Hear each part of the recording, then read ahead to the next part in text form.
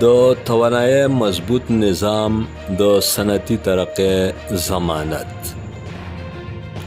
ارزانه او بغیر ځنډه بجلی به ورکولی شي. صوبایي وزیر نذیر احمد عباسي.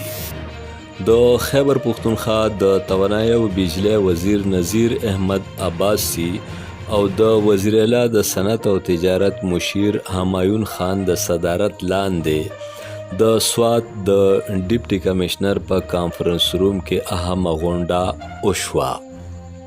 سوات کې د نوي سمال انډسټریل زونز د قیام، صنعتونو ته د بجلی ورکول او توانایي په حق غونډه کې ګټورې خبرې اترې وشوې. د بحرین او چترال نه چکدرې پورې د نوي ټرانسمیشن لاین په غځولو، صنعتي شعبې ته د توانایي په ورپېښو ستونزو، د راتلونکي وخت ضرورتونو او صنعتي ترقۍ دپاره د کارېدونکو اقداماتو تفصیلي جایزه واخیستې شوه. چیرمین ډیډک سوات اختر خان ایډوکیټ، د قومي اسمبلۍ غړو ډاکټر امجد علي، سلیم الرحمن، د توانایي او بجلی محکمې، د صنعت او تجارت محکمې، پیډو او نورو اړونده ادارو اعلی واکمنانو په غونډه کې ګډون وکړ. نوي سمال انډسټریل زونز ته نیغ په نیغه د بجلی په ورکولو، د نوو ټرانسمیشن لاینونو په ضرورت، د توانایي په موثره استعمال، د صنعتي زونونو دپاره د مناسب ځایونو په انتخاب او د متعلقه منصوبو په پرمختګ ژور غور وکړی شو.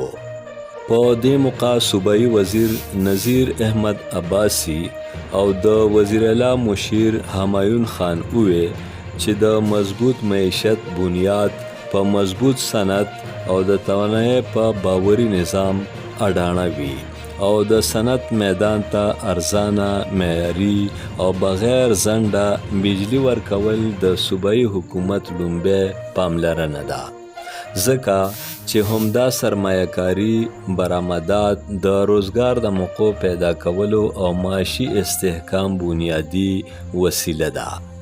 دوی زیاته کړه چې د نوو صنعتي زونونو قیام او د توانایي بنیادي ډانچې غوره کېدو سره به مقامي صنعت وده مومي چې د ځوانانو دپاره به ورسره د روزګار نوې موقع پیدا کیږي.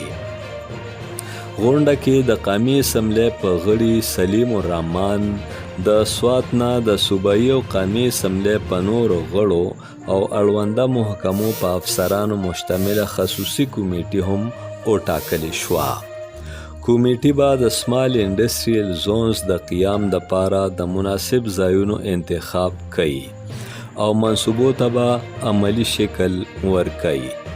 دغه کمیټې به د ټولو تکنیکي، انتظامي او د پالیسۍ د چارو جایزه اخلي او یوه میاشت کې به خپل سفارشات صوبایي حکومت ته وړاندې کوي چې دا شان د منصوبو عملی پیشرفت زر تر زره یقیني کړی شي. امجد علي خادم، پښتونخوا ټي وي، پیښور.